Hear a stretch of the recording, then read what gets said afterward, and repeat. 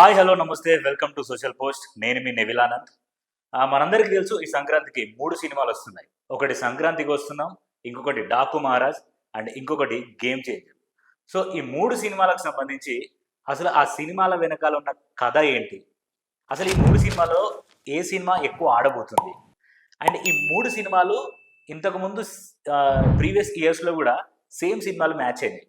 So వీటన్నిటి గురించి మాట్లాడడానికి మనతో పాటు సినీ సీనియర్ జర్నలిస్ట్ బత్తుల ప్రసాద్ గారు మనతో పాటు ఉన్నారు. సో సార్తో మాట్లాడి అన్ని విషయాలు తెలుసుకుందాం.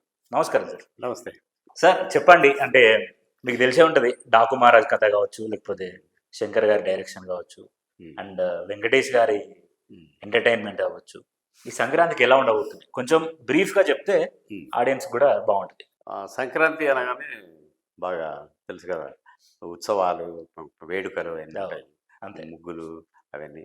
అలాగే ప్రతి సంవత్సరం సంక్రాంతి అనగానే సినిమాలు ఖచ్చితంగా సంక్రాంతికి ఏదో ఒక హీరో సినిమా ఖచ్చితంగా ఉంటుంది, పోటీ కూడా ఉంటుంది. ఈసారి ఏమైందంటే ముగ్గురు హీరోలు, ముగ్గురు అగ్ర హీరోలే అని చెప్పుకోవచ్చు.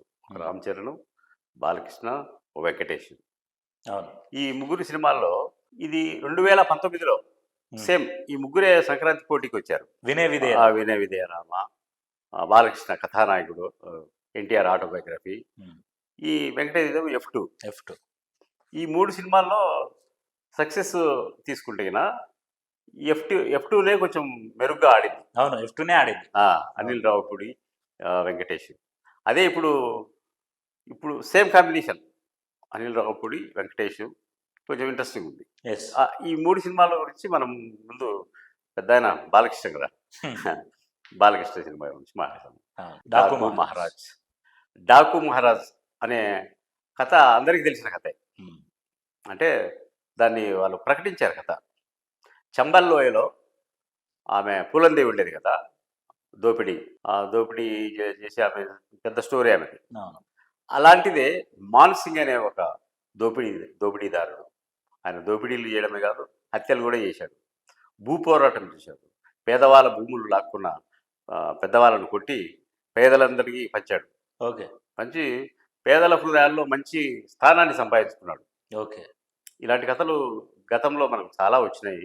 కానీ ఈ పర్టికులర్ ఈ సినిమా గెటప్ అని కొన్ని షార్ట్స్, ట్రైలర్లో అవన్నీ చూస్తే చాలా ప్రత్యేకంగా ఉంది. కథా విధానం అవన్నీ మనం తెలుసుకుంటే, ఒరిజినల్ కథలో మాన్సింగ్ అనే ఆయన చనిపోయిన తర్వాత ఆయనకు గుడి కట్టారు. గుడి కొట్టి ఇప్పటికీ పూజలు అందుకుంటారు ఆయన.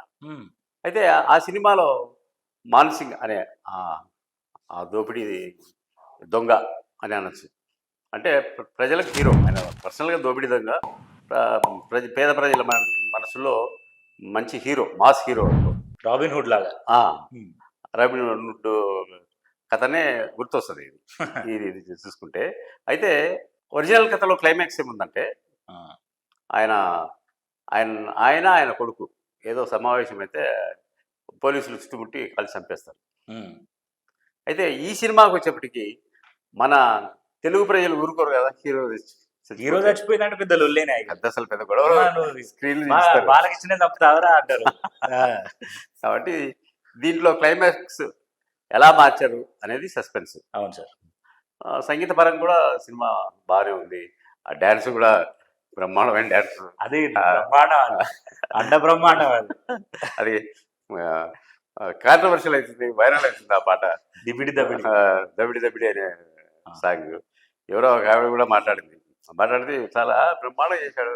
ఆ మాత్రం బాలకృష్ణ లేకుంటే ఎట్లా సార్. ఇప్పుడు ఒక విధంగా చూసుకుంటే, అంటే మీరు సినిమా గురించి మనం మాట్లాడుకుంటున్నాం కాబట్టి, డాకు మహారాజ్ సినిమాలో బాలకృష్ణ గారు చాలా సొసైటీలో ఉన్నతమైన స్థాయిలో ఉన్న వ్యక్తి.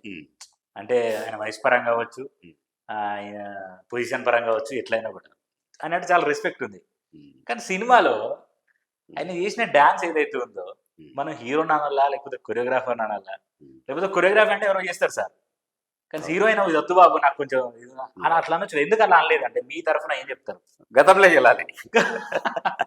గతంలో ఇదే వయసులో, ఈ బాలకృష్ణ వయసులోనే వాళ్ళ తండ్రి గారైన ఎన్టీ రామారావు గారు అడవి రాముడు ఆ సినిమాల్లో వాళ్ళను జయప్రద, శ్రీదేవి, జయసుధ, ఏదో ఈయన యాక్టింగ్ చేసిండు, ఆయన నిజంగా కొట్టేవాడంట.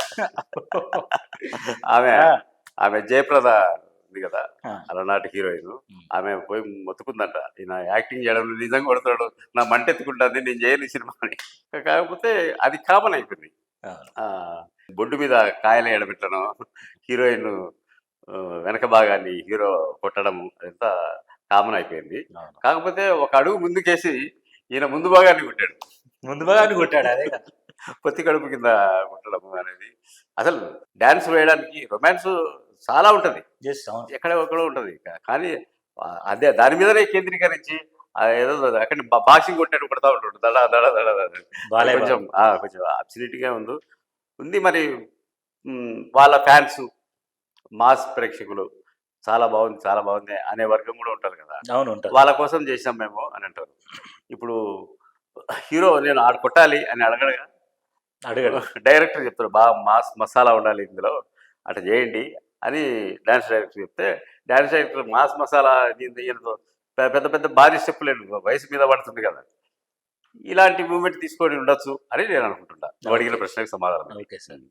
అంటే నా ఆలోచన ఏంటంటే, ఉమ్, ఇప్పుడు ఆ డాన్స్ స్టెప్స్ ఎప్పుడైతే బయటకు వచ్చినాయో, ఉమ్, సినీ ఇండస్ట్రీలో ఉన్న కొంతమంది జర్నలిస్టులు అవ్వచ్చు, ఉమ్, కొంతమంది చిన్న చితక డైరెక్టర్లు అవ్వచ్చు, లేకపోతే డైరెక్టర్లా వెళ్దామని ఫెయిల్ అయ్యి ఉండి వయసు పెద్ద అయిన వాళ్ళు అవ్వచ్చు, ఉమ్, కొంచెమైనా మనకు జ్ఞానం ఉండాలి ఉమ్, మనం చేసే దాని పట్ల అని ఇష్టం వచ్చినప్పుడు వ్యాఖ్యలు చేస్తున్నారు. చేస్తున్నా. ఇప్పుడు వాళ్ళ వ్యాఖ్యలు ఎట్లా చూడొచ్చు మనం? వాళ్ళు కరెక్టే మాట్లాడుతున్నారు.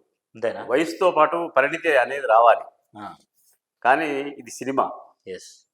కోట్లు పెట్టి తీసే సినిమా, అవును. నిర్మాతకు డబ్బులు వెనక్కి రావాలి కదా, ఉమ్. వెనక్కి రావాలంటే ఏదో ఒకటి చేయాలి కదా. ప్రస్తుతం మీడియా కానీ, సోషల్ మీడియా కానీ అన్నీ మారిపోతూ ఉన్నాయి. బూతులు మాట్లాడటము, బూతు సీన్స్ చేయడము, ఇలాంటివన్నీ విస్తృతంగా వచ్చినాయి. ఉమ్. అందులో భాగంగా ఇది కూడా జరిగి ఉంటుందని నేను అనుకుంటున్నా. ఓకే ఇదేం సార్. తప్పేం కాదు ఓకే. అనే అనే లెవెల్లో ఇప్పుడు ఎవరైతే సినీ మేధావులు వీళ్ళందరూ ఇది తప్పు అని అంటున్నారో వాళ్ళ మాట కూడా కరెక్టే. ఉమ్. కానీ వీళ్ళ సైడ్ ఇది వ్యాపారం కదా, ఉమ్.